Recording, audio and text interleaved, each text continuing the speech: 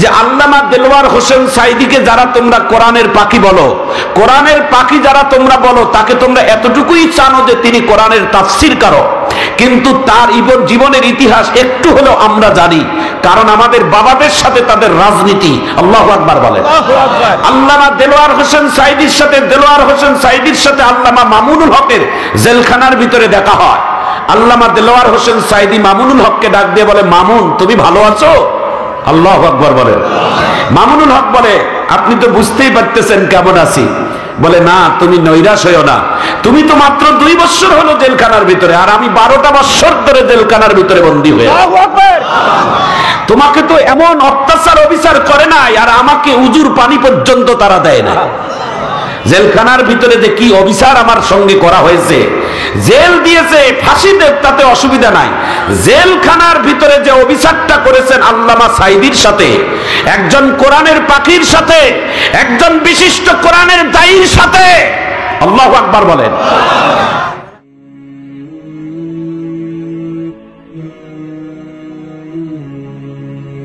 এই সুন্দর ফুল, সুন্দর ফল, মিঠা নদীর পানি, খোদা তোমার মেহেরবানি, খোদা তোমার মেহেরবানি। তুমি কতই দিলে রতন, ভাই বেরাদার পুত্র স্বজন, ক্ষুধা পেলে অন্ন যোগাও, মানি চাই না মানি, খোদা তোমার মেহেরবানি।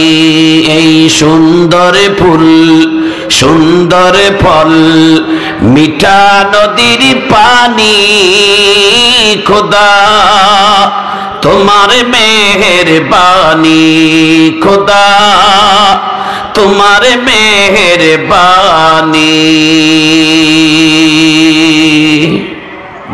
দিন প্রিয়, ইসলাম প্রিয়, ধর্মপ্রিয়, প্রিয় মুসলমান ভাইয়েরা, বন্ধুতুল্য যুবক ভাইয়েরা, পিতৃতুল্য ময় মুরব্বী বাবাজিরা, জাতির শ্রেষ্ঠ সন্তান, আমার মাথার তাজ হযরতে উলামায়ে কেরাম ভাইয়েরা, আদরের ছোট্ট ছোট্ট সোনামণি কচিকাঁচা বাবারা, পদ্মানিসীন, পদ্মার অন্তর আড়ালের সরলা সবলা মা ও বোনেরা, আজকের মাহফিলের আমন্ত্রিত উলামায়ে কেরাম হযরত মাওলানা নুরুল ইসলাম জিহাদি, আলহাজ মাওলানা আলিনুর সাহেব, আলহাজ হাফেজ মাওলানা গোলাম রব্বানী, আমি আজকের এই মাহফিলের আমন্ত্রিত মেহমান, অতিথি, বক্তা, শ্রোতা সবাইকে আমি মোবারকবাদ জানাই। আপনাদেরকে আবারও সালাম জানাই, সকলে জবাব দিবেন আসসালামু আলাইকুম ওয়া রাহমাতুল্লাহ। ওয়া আলাইকুম আসসালাম ওয়া রাহমাতুল্লাহি ওয়া বারাকাতুহু। সর্বপ্রথম আল্লাহ তাআলার কাছে শুকরিয়া আদায় করি। আল্লাহ, আপনি আমাদেরকে কমপক্ষে এই সময়টা যদি আজকের মাহফিলে না আসতাম, তাহলে আমরা ঘুমিয়ে থাকতাম, অথবা কেউ টেলিভিশনের সামনে নায়ক নায়িকাদের অভিনয় দেখতাম, অথবা মোবাইলের ফেসবুক ইন্টারনেট ঘাটাঘাটি করতাম। এছাড়া আর কি হতো বলেন? এগুলো কাজের থেকে আপনি আমাকে দুনিয়ার সব থেকে দামি জায়গার মধ্যে এটাও একটা দামি জায়গা, যেখানে কোরআন এবং হাদিসের আলোচনা হয়, অসংখ্য উলামায়ে কেরামের পবিত্র, অসংখ্য উলামায়ে কেরামের চেহারা মোবারক দেখা, একজন হক্কানি আলেমের চেহারার দিকে যদি কেউ নেক নজরে মহাব্বতের দৃষ্টিতে তাকায়, আমার রাসূল বলছেন সে যেন মদিনার নবীকে দেখে ফেলল। সুবহানাল্লাহ। একজন হক্কানি উলামায়ে কেরামের মজলিস, উলামায়ে কেরামের কোরআনের মজলিস, দ্বীনি মজলিস, এমন একটা পবিত্র জায়গায় আপনাকে আমাকে বসার সুযোগ করে দিয়েছেন। বসতে পেরে যদি খুশি হয়ে থাকেন, তাহলে দিল থেকে বলেন আলহামদুলিল্লাহ। অন্তর থেকে আরেকবার শুকরিয়া আদায় করি, যিনি আমাদেরকে সব থেকে দামি নেয়ামত সুস্থতা, আল্লাহ আপনাকে আমাকে রাখছেন, সুস্থতা আছে বলে তো কোরআনের মাহফিলে আসছি। আপনি এই মুহূর্তে যে দেখেন অনেক রোগী দিনাজপুর মেডিকেল কলেজ হসপিটালের বিছনায় বেটে শুয়ে আছেন, কাতরাচ্ছেন, কেউ বা অপারেশনের থিয়েটারে, কেউ বা হসপিটালের সামনে, কেউ বা বিভিন্ন কষ্টে আছে। আপনাকে আমাকে আল্লাহ তাআলা একটা জান্নাতের বাগানে বসার সুযোগ করে দিয়েছে। এখনো মন থেকে আলহামদুলিল্লাহ বলেন না? আল্লাহ রাসূল বলছেন, তোমরা তিন জিনিসের মর্যাদা যদি জানতে চাও তাহলে তোমরা তিনটা জায়গায় বেশি বেশি করে যাবা। নাম্বার এক, আপনার আমার হায়াতের জিন্দেগির কত দাম যদি এটা বুঝতে চাও তাহলে বেশি বেশি কবরস্থানে যাবা। কবরস্থানে গেলে মানুষ যারা কবরে শুয়ে আছে, এই যে আমাদের দিনাজপুর ফরিদপুর কবরস্থান শহরের কেন্দ্রীয় একটা কবরস্থান, ওখানে আমাদের দিনাজপুরের হায়ার লেভেলের লোক, ব্যবসায়ী, যারা বিজনেসম্যান, যারা রাজনীতিবিদ, যারা মন্ত্রী, যারা এমপি, বড় বড় মাওলানা, মুফতি, মুহাদ্দিস, একেবারে সবাই ঘুমিয়ে আছে। কবরস্থানে মাঝে মাঝে হাঁটলে কবরস্থানে আপনার কমপক্ষে আপনার উপকার হবে, মাইয়েতের উপর টাকার যতটা হবে না তার থেকে বেশি উপকার হবে আমার। আল্লাহু আকবার বলেন। কবরস্থানে জিয়ারত করার অনুমতি আল্লাহ তাআলার রাসূল এই জন্য দিয়েছেন, আপনার আমার দোয়ায় কবরের জিয়ারতের, কবরের মাইয়েতের যতটা কল্যাণ হবে তার থেকে বেশি কল্যাণ হবে আমাদের। কমপক্ষে কবরের দিকে তাকাইলে মানুষের দিলটা নরম হয়। এই জন্য আল্লাহ রাসূল বলছেন, কবরস্থানে গিয়ে তোমরা কেউ হাসিও না, দুনিয়াবি কথাবার্তা বলিও না, কারণ কবরস্থান একটা সব থেকে কঠিন জায়গা। এই জায়গায় যারা হাসে তাহলে এর থেকে খারাপ মানুষ আর কে হতে পারে? কবরে হাসে, ফাঁসির কাষ্টে চড়ে হাসে। আল্লাহ যেন হেফাজত করেন, আমিন বলেন। সুস্থতার কত বড় নিয়ামত, এটা যদি কেউ চিন্তা করতে চায় যেন মাঝে মাঝে হসপিটালে যায়, রোগীর কাছে যায়। যারা হসপিটালে যাবেন দেখবেন কত সুস্থ অসুস্থ মানুষ কাতরাচ্ছে, বিশেষ করে হাত ভাঙা, পা ভাঙা, এই বিভিন্ন ফাটাফাটি কাটাকাটি জায়গার রোগীগুলোর কাছে যাবেন, যাইয়া দেখবেন হায় হায়, এত এই লোকটাকে পা ঝুলাই রাখছে, বিরাট একটা পাথর দিয়ে পা ঝুলাই রাখছে। এই মানুষটা বাথরুমে যাইতে পারে না, হাঁটতে যাইতে পারে না, আর আপনাকে আমাকে সুস্থতা রাখছে, তারপরও আমরা আলহামদুলিল্লাহ বলতে পারি না। যদি আপনারা জিন্দেগির মূল্য কত, ব্যস্ততার হায়াতের জিন্দেগির মূল্য কত, এটা যদি বুঝতে চান, মাঝে মাঝে জেলখানায় একবার হলেও যাবেন। জেলখানার আসামি যারা, এই যে কিছুদিন আগে একটা ভুয়া বাংলাদেশের, যাকে বলা হয় মানবতার ফেরিওয়ালা, ভুয়া মানবতার ফেরিওয়ালা, নাম তার ব্যারিস্টার সুমন, বিভিন্ন টিকটক করে বাংলাদেশে জনপ্রিয়তা অর্জন করছে। অথচ এই লোকটার ভিতরে যে কত নোংরা জিনিস লুকিয়েছিল এটা কেউ জাতি জানতো না, জাতির কাছে প্রকাশ আল্লাহ করে দিয়েছেন, আমিন কর। এই ছেলেটার নাম হলো ব্যারিস্টার সুমন। এ এখন আদালতের কাঠগড়ায় যখন দাঁড়ায় তখন বলে যে তোমরা যদি আমাকে জেলখানার ভিতরে ঢুকাইয়া শান্তি পাও, দেশ যদি শান্তি পায়, তাতে আমার কোনো অসুবিধা নাই। আর মানুষ খালি সবাই ভুয়া বলে। সে ছেলেটা আদালতের সামনে দাঁড়িয়ে, কয়েকদিন আগে তার একটা তারিখ ছিল, আদালতের সামনে দাঁড়িয়ে বিচারককে ডাক দিয়ে বলে, মাননীয় বিচারক, মাননীয় বিচারক, আমিও একজন ব্যারিস্টার, আপনি যেমন আজকে বিচার করছেন, আমি কিছুদিন আগে বড় বড় আসামিদের পক্ষ নিয়ে আমি আপনার সাথে কথা বলছিলাম, আজকে আমি আসামি। তবে আমি যখন জেলখানার ভিতরে যাই, জেলখানার আসামিগুলো পর্যন্ত আমাকে গালিগালাজ করে, আমাকে পিটাইতে চায়। আমি কি অপরাধ করেছি? আমরা বলি, অন্য কোন আসামিকে পিটায় না, মারে না, তোমাকে কেন মারে? কারণ হচ্ছে বাংলাদেশের 18 কোটি মানুষের হৃদয়ের স্পন্দন, বাংলাদেশের শুধু নয়, তাম পৃথিবীর মুসলিম উম্মার জন্য হৃদয়ের স্পন্দন, ভালোবাসা একজন প্রিয় মানুষ, যাকে কোরআনের পাখি বলা হয়, যার নাম আল্লামা দেলওয়ার হোসেন সাঈদী। এই লোকটা কোনো অপরাধ করে নাই, এই লোকটা কোনোদিন দেশের কোনো অরাজকতা করে নাই। এই লোকের একটাই কাজ, সারা পৃথিবীতে কোরআনের কথা বলা। এই লোকের একটাই শুধুমাত্র দায়িত্ব, কোরআনের কথা প্রকাশ করা, কোরআন প্রচার করা, আর কোনো দ্বিতীয় কাজ নাই। আল্লাহর দিন কায়েমের জন্য তিনি অনড় ছিলেন, অটর ছিলেন। তিনি যদি একটু নড়ে চড়ে যাইতেন, তাকে বলা হয়েছিল কিছুদিন আগে ঢাকায় একটা আমাদের ওলামায়ে কেরামের সমাবেশ ছিল, বাংলাদেশের অনেক বড় বড় ইসলামিক স্কলাররা ছিল। বাংলাদেশের রংপুর বিভাগীয় আমাকে সেখানে 5 মিনিট সময় দিয়েছিল।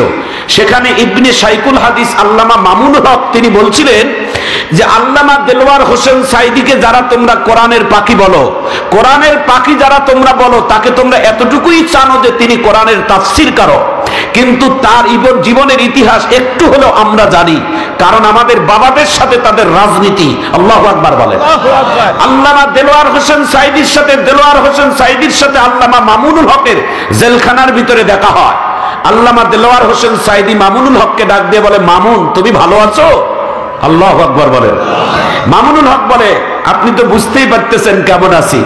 বলে, না তুমি নৈরাশ হইও না, তুমি তো মাত্র 2 বছর হলো জেলখানার ভিতরে, আর আমি 12টা বছর ধরে জেলখানার ভিতরে বন্দী হয়ে। তোমাকে তো এমন অত্যাচার অবিচার করে নাই, আর আমাকে উজুর পানি পর্যন্ত তারা দেয় না। জেলখানার ভিতরে যে কি অবিচার আমার সঙ্গে করা হয়েছে, জেল দিয়েছে ফাঁসি দেব তাতে অসুবিধা নাই, জেলখানার ভিতরে যে অবিচারটা করেছেন আল্লামা সাঈদীর সাথে, একজন কোরআনের পাখির সাথে, একজন বিশিষ্ট কোরআনের দায়ীর সাথে। আল্লাহু আকবার বলেন। এই মানুষটা, আল্লাহু আকবার, তার সন্তান যেই দিন মারা যায়, তাকে পুলিশের ব্যারিকেডে তখন তাকে নেওয়া হলো। সন্তানের লাশ দেখার পর হাজার হাজার তৌহিদি জনতা, তার বক্তব্যটা আপনারা ভুলে গেছেন কিনা জানি না, তিনি সেই দিন সন্তানের লাশ সামনে নিয়ে একটা কথা বলছিলেন, আল্লাহ আপনার জাতের কসম, আপনার ইজ্জতের কসম, আপনার আসমানের কসম, আপনার জমিনের কসম, 1971 সালে আমাকে মুক্তিযুদ্ধরা আমাকে রাজাকার বানিয়েছে, এদেশের সরকার আমাকে রাজাকার বানিয়ে আমাকে জেল হাজতের ভিতরে রাখছে। আমি আপনার নামের কসম করে বলি, 1971 সালের রাজাকার দেশ বিরোধীর কাজের কোনো একটা স্পষ্ট আমার শরীরে লাগে নাই।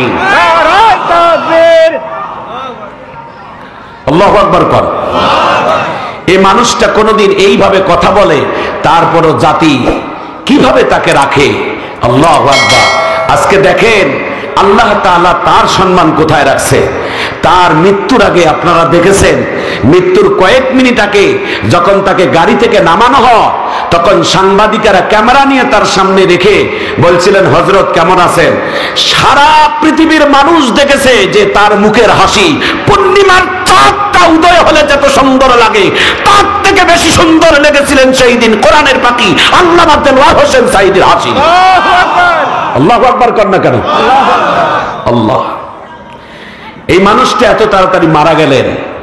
আল্লাহ যদি আজকে দুনিয়ায় রাখতেন, তাহলে আমরা কোরআনের কথা তার মুখ থেকে শুনতে পারতাম। একটু আল্লাহু আকবার বলবেন না? কিন্তু সাঈদী দুনিয়া থেকে চলে গেছে, তাই বলে কি ইসলাম বিদায় হয়ে গেছে? কথা বলেন।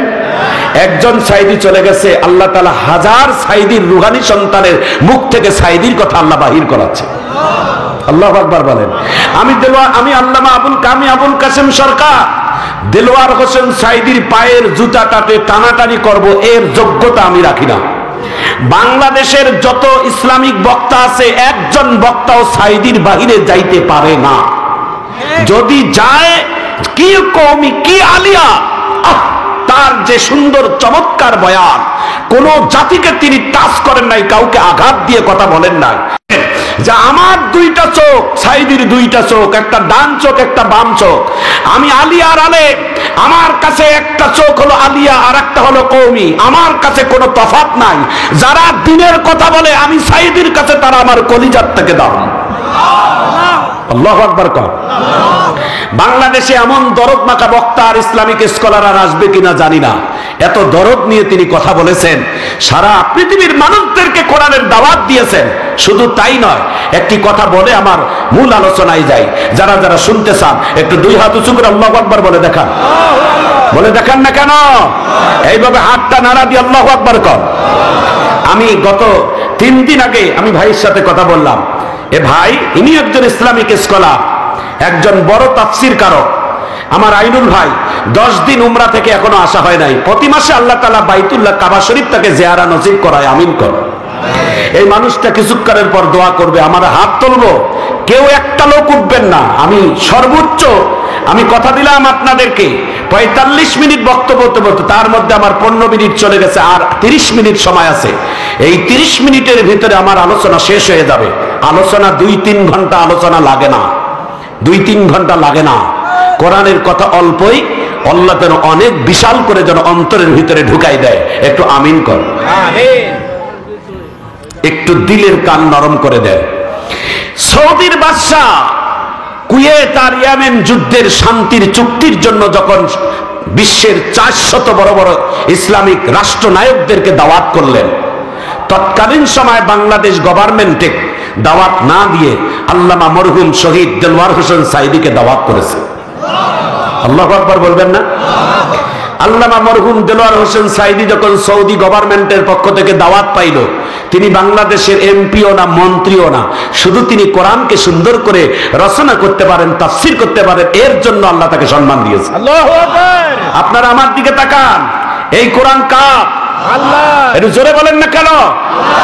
এই দক্ষিণ কোতোয়ালির খানপুরের ভাইয়েরা, আমার পদ্মার আড়ালের মা ও বোনেরা, এই কোরআন আল্লাহ, বাল হুয়া কুরআনুম মাজিদ। এই কোরআন পৃথিবীতে যখন নাজিল হয়েছে, যেই মাসটাতে নাজিল হয়েছে, শাহরু রমাদান আল্লাযী উনজিলা ফীহিল কুরআন, কোরআন যেই মাসে নাজিল হয়েছে সেই মাসটার নাম রমজান। রমজানের দাম আল্লাহ বাড়াই দিয়েছে। রমজানের ভিতরে আরেকটা রাত্রে কোরআনে নাজিল হয়েছে, ইন্না আনজালনাহু ফী লাইলাতিল কদর। কদরের রাত্রি আল্লাহর দাম বেড়ে গেছে। মক্কায় নাজিল হয়েছে, মক্কার দাম বেড়ে গেছে। মদিনায় নাজিল হয়েছে, মদিনার দাম বেড়ে গেছে। কোরআনটা পৃথিবীর সর্বপ্রথম যেই পাহাড়টার মধ্যে নাজিল হয়েছে, এই পাহাড়টা হলো জাবালে নূর। ইকরা বিসমি রাব্বিকাল্লাযী খলাক, খলাকাল ইনসানা মিন আলাক। ওই পাহাড়ের দাম আল্লাহর কাছে বেড়ে গেছে। আল্লাহু আকবার বলেন না কেন? এই কোরআন টেবিলের মধ্যে রাখা আছে, এই যে একটা কাঠের টেবিল, আমার দিকে তাকান, এই যে একটা কাঠের টেবিল, এটাকে বলা হয়, এটাকে টি টেবিল বলা হয়। এই টেবিলটা এখন কোরআন ধরে আছে, যার কারণে এই টেবিলটারও দাম কোরআনের মতো হয়ে গেছে। কোরআনের কারণে যদি মাসের দাম বাড়ে, কোরআনের কারণে যদি রাতের দাম বাড়ে, কোরআনের কারণে যদি পাহাড়ের দাম বাড়ে, কোরআনের কারণে যদি মক্কা মদিনার দাম বাড়ে, কোরআনের কারণে যদি টেবিলের দাম বাড়ে, কোরআনের কারণে যদি কোরআনের কাপড়ের দাম বাড়ে, আপনার আমার সাথে যদি কোরআনের সম্পর্ক হয়, আল্লাহর জাতের কসম করে বলি, আপনাদেরও দাম কোরআনের মতো সম্মানী হয়ে যাবে। আল্লাহু আকবার। মারহাবা কর। কষ্ট হচ্ছে? কষ্ট হচ্ছে? আমি এমন কোন কথা বলবো না যে কথা আপনাকে বিরক্ত লাগে। আমি যতটুকু কথা বলবো, কোরআন সুন্নাহ কথা যেন আমাকে বলার তৌফিক দান করে। একটু দোয়া করেন, আল্লাহ যেন কবুল করেন, আমিন বলেন। আমি অত্যন্ত ক্লান্ত, কারণ আজকে প্রায় 2.5 মাস ধরে টানা আল্লাহ তাআলা প্রতি রাত কোরআনের কথা বলাচ্ছে, প্রতি রাত কথা বলাচ্ছে। আগামীকাল 2 দিনের সফরে ঢাকায় যাব। এই 3 দিন সফর করে আসলাম, রাজশাহী, ঢাকা, তারপরে সিরাজগঞ্জ, আবারও আজকের দিন প্রোগ্রাম করে কালকে ঢাকায় চলে যাব। আগামীকাল ঢাকায় মাহফিল আছে, সেখানে কথা বলবো। আপনাদের সন্তান আমরা, আপনাদের ভাই লাগে, আপনাদের ছোট ভাইয়ের মতো। এই যে আমাদের বড় ভাইগুলো না, এরা আমাদের অনেক বড় আলেম, আমাদের থেকে অনেক যোগ্যতাপূর্ণ আলেম। মাওলানা মুজিবুর রহমান, যিনি আপনাদের যিনি ছিলেন উপজেলা চেয়ারম্যান, উপজেলার সাবেক চেয়ারম্যানের আপন ভাই, টেক্সটাইল মসজিদের সরকারি একটা মসজিদের ইমাম ছিলেন। মারহাবা কর। এরপরে আমরা যদি আল্লাহ কোরআনে করে মাহফিল হয়, লম্বা সময় দিয়ে কোরআনের তাফসীর শুনবো ইনশাআল্লাহ। আজকে দুঃখ লাগলো একটা, আজকে যিনি দ্বিতীয় আলোচক ছিলেন, কারো হক নষ্ট করা যাবে না। কাউকে সম্মান না দিতে চাইলে না দেন, তবে কাউকে আপনারা বেজ্জত করবেন না, এটা অধিকার কারো নাই। নাম দিয়েছেন মাওলানা নুরুল ইসলাম জিহাদি, তাকে বসাই রাখছেন, আপনারা স্টেজে উঠাইলেন না, তার কাছে আপনারা ক্ষমা চেয়ে নেবেন। মেহমানকে কষ্ট দেওয়া যাবে না, তাই না? একজন কোরআনের যিনি মেহমান, আপনারা তার নামে মাইকেন করেছেন, অথচ আপনারা তাকে 10টা মিনিট সময় দিলেন না। এটা কে বলেছেন? হ্যাঁ, এরকম করবেন না। এবার নতুন মাহফিল, এই জন্য আপনারা যা করেছেন করেছেন, এরপরে কিন্তু করবেন না। মেহমানরা যারা কোরআনের কথা বলবে তারা সবাই সমান, তাদের সবার কাছে সম্মান। কে প্রধান, কে দ্বিতীয়, কে 4 নাম্বার, এটা দেখার বিষয় নয়। কে বলেছে 4 নাম্বার বক্তা বলে একেবারে দুর্বল? এমন জায়গায় 4 নাম্বার বক্তাটা সব থেকে বড় বক্তা। আল্লাহু আকবার। অনেক বাংলাদেশে বক্তা আছে আক্তার ভাই, 3 নাম্বার বক্তা আছে বলে মাহফিলের দাওয়াতে যায় না। কেন? আমি কি 3 নম্বরে বক্তা? সারা বাংলাদেশ ওয়াজ করি, বোমবাস্টিং বক্তা আমি। তুই যে বক্তা না তক্তা, এটা আল্লাহ জানে। কথা কম, ঠিক কেনা? আল্লাহ যদি যায় বক্তা হিসেবে যদি না কবুল করে, তাহলে কিয়ামতের দিন ডাক দিয়ে বলবে, রে আবুল কাসিম সরকার, সারা বাংলাদেশ গাবাইছিস, আয় এখন তোকে পিটাইয়া তক্তা বানাই। কথা কন ঠিক না? এ ভাই, অহংকার করা যাবে না, গর্ব করা যাবে না, তাকাব্বুরি করা যাবে না। অহংকার আল্লাহর চাদর। অহংকার নিয়ে যারা, চাদর নিয়ে, আল্লাহর চাদর নিয়ে যারা টানাটানি করে, আল্লাহ তাদেরকে ধ্বংস করে। জোরে বলুন ঠিক কেন? এই পৃথিবীতে 4 জন বড় শাসক ছিলেন, গোটা পৃথিবী শাসন করেছেন যারা। বাংলাদেশ শুধু না, ইন্ডিয়া না, আমেরিকা না, গোটা পৃথিবী শাসন করেছেন 4 জন বাদশাহ, যার মধ্যে 2 জন হলেন অমুসলিম আর 2 জন হচ্ছেন মুসলিম। 2 জন মুসলিমের একজনের নামটা শোনার পর আল্লাহু আকবার বলবেন। এত দামি কথা বলি, আপনারা চুপচাপ থাকেন। 2 জন মুসলিম শাসক ছিলেন, গোটা পৃথিবী শাসন করেছেন, যার মধ্যে একজন হলেন নবী সুলাইমান। আল্লাহু আকবার। এত আস্তে কইলেন? মাঝে মাঝে সুবহানাল্লাহ কইবেন, আলহামদুলিল্লাহ কইবেন, আল্লাহু আকবার কইবেন। কেন? বলে সুবহানাল্লাহ কইলে কি লাভ? বলে একবার অন্তর থেকে কেউ যদি সুবহানাল্লাহ বলে, তো তার নাম দিয়ে আল্লাহ একটা জান্নাতে গাছ রোপণ করে দেয়। সুবহানাল্লাহ। একজন নবী ছিলেন, নাম সুলাইমান। সুলাইমান নবী গোটা পৃথিবী শাসন করেছেন তখ্তের উপর চড়ে। মারহাবা। আরেকজন বাদশা ছিলেন, গোটা পৃথিবী শাসন করেছেন, যার নাম জুলকারনাইন। মারহাবা। আর 2 জন শাসক ছিলেন অমুসলিম, যার 1 নম্বর নাম ছিলেন নমরুদ।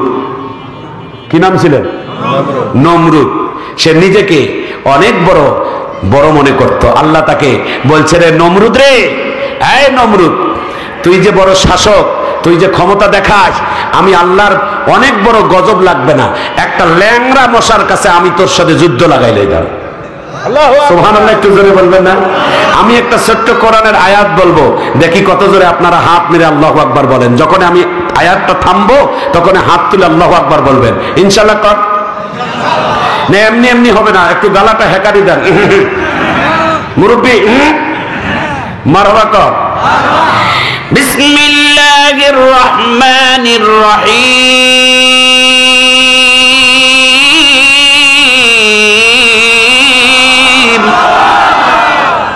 একসঙ্গে দেন, মজা পাবেন, দেখবেন কোরআনে কত মজা। ওয়া মাকারু ওয়া মাকারাল্লাহ ওয়াল্লাহু খায়রুল মাকিরিন।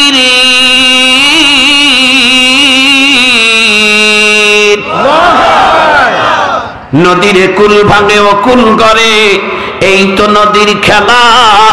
সকাল বেলার ধনী রে তুই, ফকির সন্ধ্যা বেলা। কিছুদিন আগে বাংলাদেশের কিছু শক্তিশালী দল ছিল, যারা ক্ষমতার এত অপব্যবহার করেছে, তারা বলেছে 2040-এর আগে আমরা গদি ছাড়বো না। আরে কথা বলেন না কেন রে ভাই? তোর বাপের চেয়া তুই এত বড় নাস্তিকের মতো কথা বলিস, যার সেকেন্ডের বিশ্বাস নাই আল্লাহ বলেছেন। জোরে বলুন ঠিক কেন? 40 বছর গদি ছাড়বি না? আল্লাহ তাআলা বলে, আমাকে জামাতও লাগবে না, বিএনপিও লাগবে না, তোর গদি ভাঙতে আমাকে শক্তিশালী দলও লাগবে না। বলেন তো, এই ফেসিবাদী সরকারের চেয়ারের গদি ভাঙাইতে আওয়ামী লীগ বিএনপি লাগছে? কথা বলেন। দুধের ছোট ছোট বাচ্চাগুলো, এই বাচ্চাগুলো প্রাইভেট পড়া বাচ্চা, প্রাইমারি স্কুলের বাচ্চা, বুকটা এইভাবে খুলে দিয়ে বলে, গুলি চালা, চালা গুলি, যতগুলো বুলেট আছে, গুলি আছে, মা রক্ত দেব, তোর চেয়ার গদি আমরা ভাঙবই। আল্লাহু আকবার বলেন না কেন? আল্লাহ এটাকেই বলে। মারহাবা কর। আল্লাহ যদি কাউকে ধ্বংস আর ক্ষতি করে, পৃথিবীর সমস্ত শক্তি এক হয়ে কোনোদিন ধরে রাখতে পারবে না। কথা বলেন ঠিক না? পারছেন? কথা বলেন পারছেন? এটার নামে হচ্ছেন আল্লাহর শক্তি। অহংকার করবেন না, তাকাব্বুরি করবেন না, বাহাদুরি করবেন না। কত বড় বড় বাহাদুরকে আল্লাহ বলে, আল্লাহ তাআলা বড় বড় বাদশাকে কান ধরে ভাঙ্গা পাটি দিয়ে, থালি দিয়ে রাস্তায় বসাই দিয়ে, আর রাস্তার ভিক্ষুককে সম্মান দিতে আল্লাহর টাইম লাগে না। কথা কন? ওয়াজ কি খারাপ হচ্ছে? আপনারা যদি একটু মাঝে মাঝে না কথা বলেন, আমি কাকে নিয়ে ওয়াজ করব বলেন তো যুবক ভাইয়ারা? একটু পরে কাঁদবেন, একটু পরে হাসবেন। একটু মারহাবা কর, একটু জোরে কর মারহাবা। আমরা আপনাদেরকে জানিয়ে দিতে চাই, এই বিগত দিন যা কোরআনের মাহফিলে কথা হয়েছে, আমাদের ওলামায়ে কেরামের বেজ্জতির সীমা ছিল না। কথা বলেন না কেন? এই যে ভাইটি আমার, এই ভাইটি কোরআনের মাহফিল করবে, অনুমোদন নাই। কে বক্তা? আল্লামা তারেক মনোয়ার। কেন? কয় জামাত করে। জামাত কি সুয়া নাকি? হ্যাঁ, যে ওর কথা শুনলে তোমার শরীরে ব্যথা লাগে? আপনাদের বুকে হাত দিয়ে একটা কথা নিতে চাই, আমি জামাতের কোনো নেতা না, আমি জামাত করি না, আমি কওমির সন্তান। একটি কথা বলি, এই যে 5ই আগস্টে দেশ স্বাধীনের পর বাংলাদেশে কোনো ইসলামিক দল এই দেশের কোনো মানুষের কোনো ইজ্জতের, কোনো সম্পদের, কোনো সম্ভ্রমের, কোনো নারীদের কারো উপর হাত দিয়েছে? কথা বলেন। একটা প্রমাণ যদি আপনারা দেখাইতে পারেন, 3 জন ওলামায়ে কেরাম আপনাদের কাছে আমরা পা ধরে মাপ নেব, বাংলাদেশের কোন আলেম কোন জাতির ক্ষতি করতে পারে না। যারা করেছে তারা হলেন বামপন্থী দল। কথা বলেন ঠিক কিনা? একটি লোকের প্রমাণ নাই, বরঞ্চ আমাদের দরজা খুলে দেওয়া, আয় তুই আমাকে মেরেছিস, আর তুমি ক্ষমা করে দেব। আল্লাহু আকবার কর। আয় আয় তোরা ক্ষমা করে দেব। বিশ্বনবী মুহাম্মদুর রাসূলুল্লাহ সাল্লাল্লাহু আলাইহি ওয়াসাল্লাম তিনি মক্কা যখন বিজয় করলেন, 10,000 সাহাবায়ে কেরামদেরকে নিয়ে, সৈনিক নিয়ে মক্কায় ঢুকে গেলেন। নবী আসবেন মক্কার ভিতরে, তার আগে কাফেরেরা ভালায়। তার মানে একটা বাংলায় প্রবাদ আছে, চোরের মন পুলিশ পুলিশ। যে চুরি করেছে সে পুলিশ দেখলে ভয় পায়, যার চুরি নাই সে পুলিশ কেন যত বড় ক্ষমতা হোক ভয় পায় না। কথা কন? আপনারা দেখেছেন বিগত দিনগুলোতে যারা নিরপরাধ ওলামায়ে কেরামদেরকে ফাঁসির কাস্টে চড়ানো হয়েছে, নিরপরাধ ওলামায়ে কেরামদেরকে, নির্দোষ ওলামায়ে কেরামদেরকে যারা রাত্রের অন্ধকারে যাদেরকে হত্যা করেছে, তারা হাসি মুখে মৃত্যুগুলোকে মেনে নিয়েছে। আল্লাহু আকবার কর না কেন? তাদের পেরেশান ছিল না, তারা এইটুকুই পেরেশান যে আমাকে পিঁপড়া একটা কামড় দিলে, পিঁপড়া আছে না লাল পিঁপড়া, পিঁপড়া একটা কামড় দিলে যতটা লাগবে এর থেকে মুমিনের মৃত্যুর কষ্ট এর থেকে কম। এই জায়গাটা খালি যাবে আর ফাঁসির কাস্টের দড়িটা খালি লাগবে, লাগতে দেরি মরতে দেরি, আল্লাহর জান্নাতের দরজায় ঢুকতে দেরি নাই। আল্লাহু আকবার কর না কেন? আল্লাহু আকবার। শহীদ অ্যাডভোকেট সাইফুল ইসলাম আলিফ ভাই বাংলাদেশের একজন অ্যাডভোকেট, আইনজীবী, গত কয়েকদিন আগে চট্টগ্রামের আদালত প্রাঙ্গণে দিন দুপুরে বাংলাদেশের 90% মুসলমানের দেশে একজন হিন্দু উগ্রবাদী ইস্কন নামের হিন্দু সম্প্রদায় গরু যেমন জবাই করে সেইভাবে জবাই করে এই ভাইটাকে মারল। আল্লাহু আকবার। এর বিচার আমাদের করার দরকার আছে না নাই? আছে। নিজের হাতে না, আইনের হাতে। জোরে বলুন ঠিক কিনা?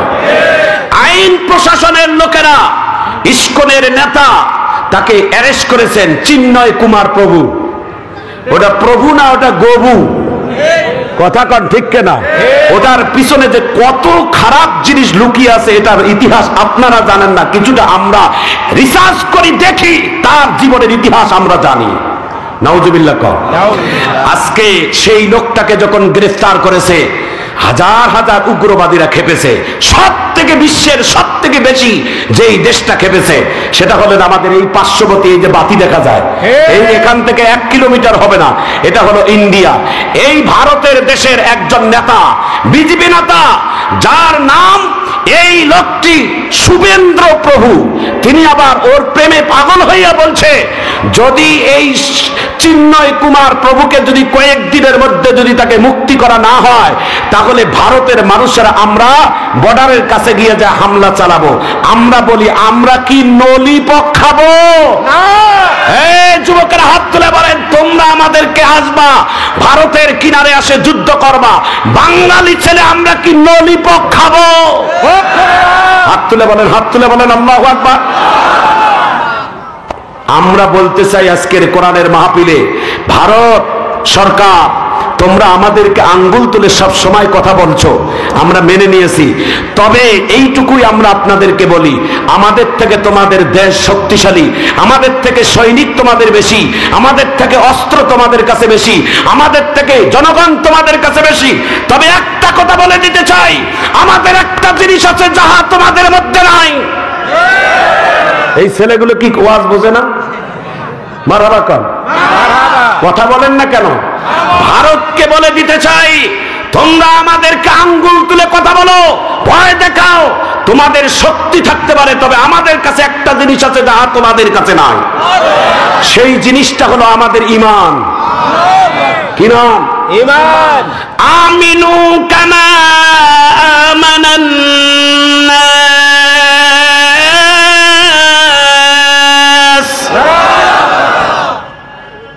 আমাদের ঈমান আছে, তোমাদের ঈমান নাই। ঈমানের শক্তি বেশি। মারহাবা কর।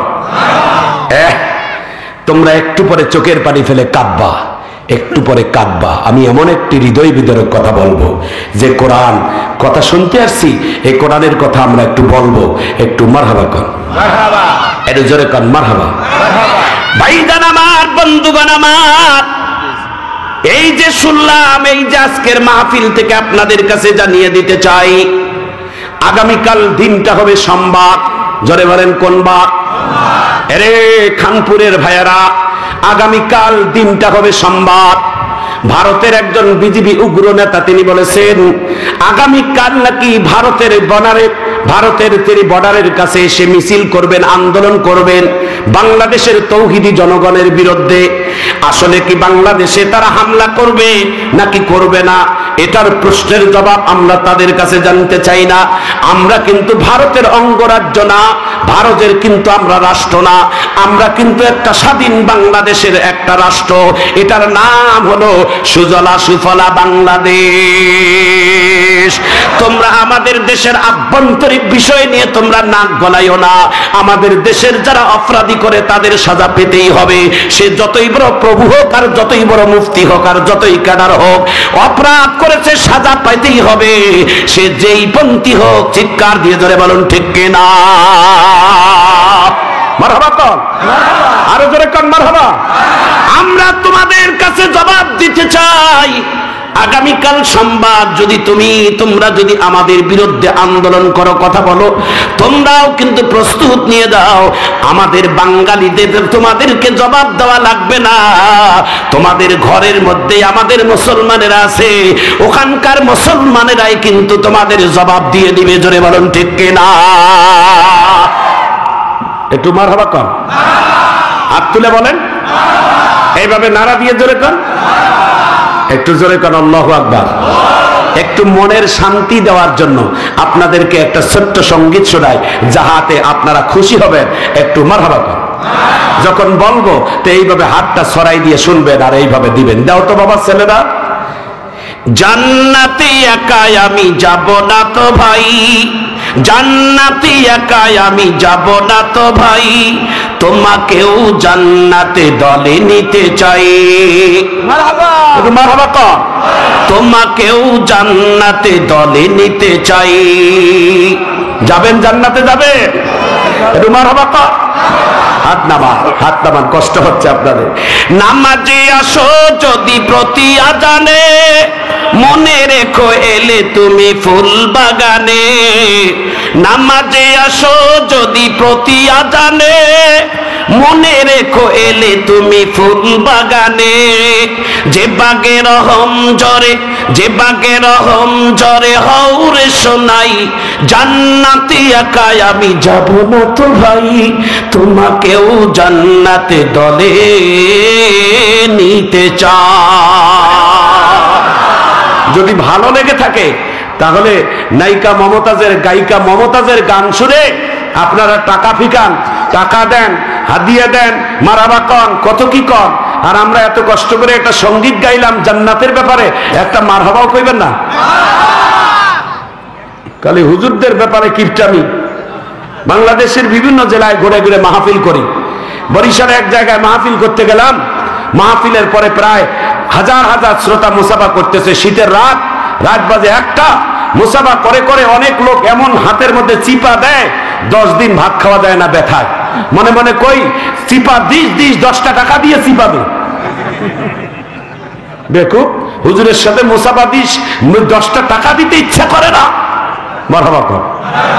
এটা খুশির জন্য বললাম, একটু আনন্দ দিবার জন্য বললাম। আপনাদের গ্রামগঞ্জের অনেক মসজিদ আছে, বুড়ো বুড়ো ইমাম, তাদের কাছে দোয়া নেন শুক্রবার। হুজুর দোয়া করিয়েন, আমার বাবা মারা গেছে। শেষে দেখা যায় হুজুর দোয়া করলো, হাদিয়া তো দূরের কথা, হুজুরের ভাগ্যে তবারকও নাই। কথা কন ঠিক কেনা? হ্যাঁ, হুজুর তবারক নাই, হুজুর কয় আমার খুলনা গেল কই? কথা কন ঠিক কেনা? কেন? হাদিয়া দেওয়াও সুন্নাহ, নেওয়াও সুন্নাহ। একটা হুজুরের কাছে দোয়া নিতে যাবেন, 50টা টাকা দিলে কি আপনার কি সম্পদ শেষ হয়ে যাবে? বাংলাদেশে অনেক বেঈমান আছে। কেমন? ছেলেকে ইংলিশ মিডিয়াম পড়ায়, তাকে 5,000 টাকা বেতন দেয়।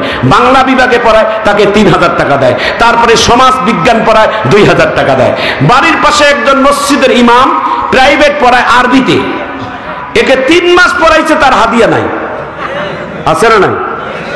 3 মাস পড়ার পর হুজুর লজ্জা শরম বাদ দিয়ে ছেলেটাকে বলে, বাবা রে আজকে 3 মাস হলো হাদিয়াটা দিয়ে নাই যে। ছেলেটা যা বলে, আব্বু হুজুর 3 মাস হয়েছে, একটু হাদিয়া দেন না কেন? কয় ওটা তো খেয়াল নাই। ঠিক আছে, আগামীকাল হুজুরকে দেব। আগামীকাল প্রাইভেট পড়ার পর হুজুরকে ডাক দিয়ে বলে, হুজুর মোটরসাইকেলে চড়েন। হুজুর কয় তাহলে মনে হয় মোটা অঙ্কের হাদিয়া দিবে। নিয়ে গেল একেবারে গ্রামের ওই জঙ্গলবাড়ি কবরস্থান। হুজুর মনে মনে কয় আমি চাইলাম হাদিয়া আমাকে কবরস্থানে নিয়ে যায় কেন? তো হুজুরকে ডাক দিয়ে বলে, হুজুর আমার বাবার কবরস্থান একটু জিয়ারত করে আপনাকে হাদিয়াটা দিই। হুজুর কয় 3 মাসের প্রাইভেট বিলের বাকি তুই প্রাইভেট বিল দিবি, কবরস্থানের দোয়া করতে আনছি, ওটা আলাদা হাদিয়া। কথা কর ঠিক কিনা?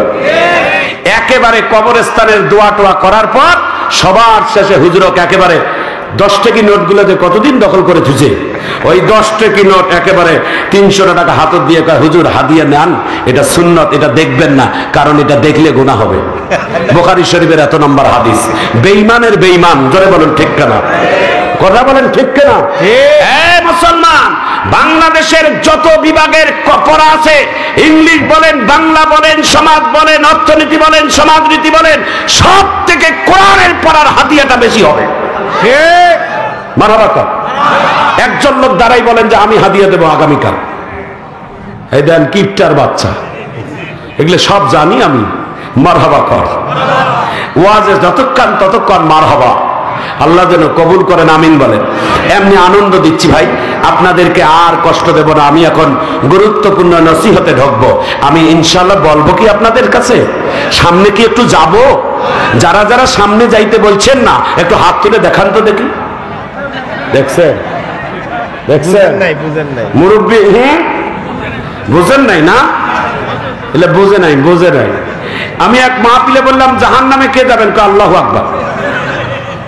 চাচা জাহান্নামে যাবেন? কয় না। হাত তুললাম। কয় কেন যে তুললাম? বাবা আবেগে না বাবা, বিবেকে ওয়াজ শুনতে হবে। মারহাবা কর। দুইটা দল বানাই দেই যে 1 মিনিটের মধ্যে একটু আনন্দ দিয়ে আমি ওয়াজ শুরু করবো। মারহাবা কর। এই এলাকার যারা অবিবাহিত, যারা হাত তোলেন তো দেখি কয়টা। যারা যারা বিয়ে শাদী করেন নাই হাত তোলেন। ওই চ্যাংড়া হাত তোলো, হাত তোলো যারা যারা বিয়ে শাদী করেন নাই। না না, এটা দল বাদ, এটা আগে সারি ফেলছে এই এলাকার মানুষ। বাসের এই দিকের ফ্ল্যাট একটা দল, বাসের ওই দিকের ফ্ল্যাট একটা দল। এই 2 দলকে নিয়ে একটা তাকবীরের স্লোগান দেব, তারপরে ওয়াজ করব। একটু মারহাবা কর। কারা বেশি পারে? কাদের আওয়াজটা বেশি আমার ভাই জবাব দিবে। মারহাবা কর। বাসের এই দিকের দলটা এখন হাত তুলে দেখান, আল্লাহু আকবার বলবেন। মেও মেও করেন না, জোরে কর। আপনারা পরে দিয়ে এইদিকে যুবক বেশি, এইদিকে বুড়োগুলো বেশি।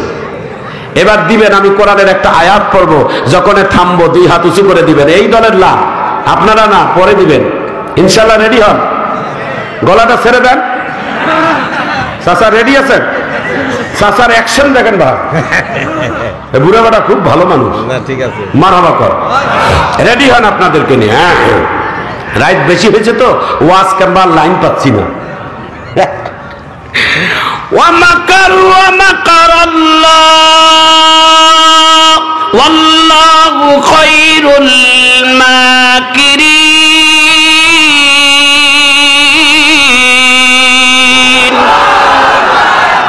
এটা কোন দল?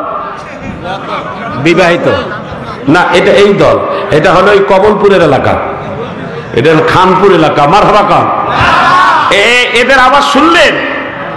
এই ছেলে, এদের আওয়াজ শুনলেন? তোমরা আসতে বলো, ঠিক আছে?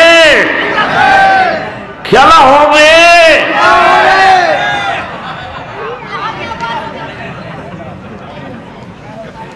একটু রেডি হন তো দেখি কত জোরে দিতে পারেন। আমি কোরআনের আয়াত পড়বো, দেখি আপনাদের পালা। গলাটা ছেড়ে দেন বাবা। ومكروا ومكر الله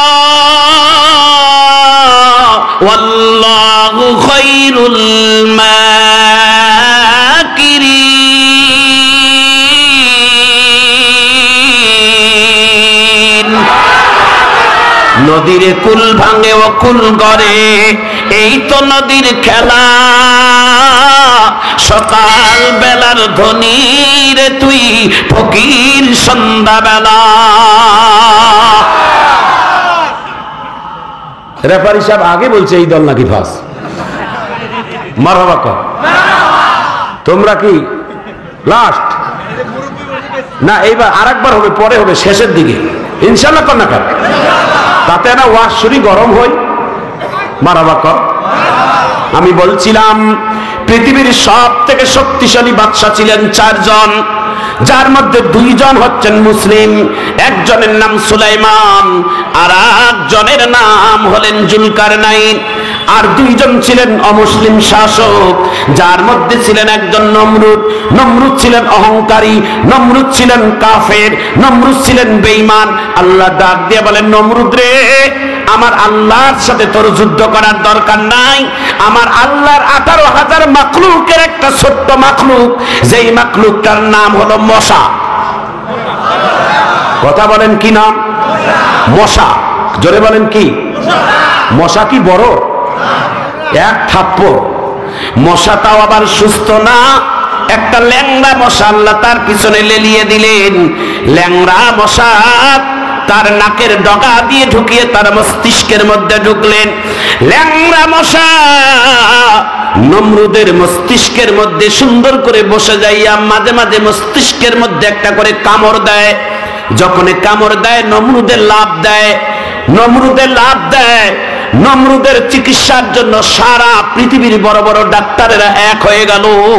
এত পরীক্ষা, এত নিরীক্ষা, এত ট্রিটমেন্ট, এত ঔষধ, এত হায়ার অ্যান্টিবায়োটিক, এত ঔষধ খাওয়ায়, তারপর তার রোগের কেউ চিকিৎসা দিতে পারে না। আল্লাহ বলে পৃথিবীর সব ডাক্তার এক হলেও তার ট্রিটমেন্ট কেউ দিতে পারবে না, কারণ এই ল্যাংড়া মশাকে আমি আল্লাহ পাঠিয়ে দিয়েছি নমরুদকে কামড় দেওয়ার জন্য। মারহাবা কর। কথা কন ঠিক কেন? দিলটাকে নরম করে দেন। কথাটা বলবো বাবা, ভালো করে শুনে নেন। এরে মায়ের জাতিরা, এই পৃথিবীর একজন মহিলাদের মধ্যে সব থেকে টাকাওয়ালা মহিলা, ইংল্যান্ডের রানী, নাম তার রানী এলিজাবেথ। আপনারা দেখেছেন রানী এলিজাবেথের কত বড় শান্তির একটা জীবন ছিল তার। ইংল্যান্ডের রানী এলিজাবেথের মাথার মধ্যে একটা হীরকখণ্ডক দিয়েছেন। এই হীরকখণ্ডকের মূল্য হচ্ছেন আমেরিকান মার্কিন ডলার 3,500 কোটি মার্কিন ডলার।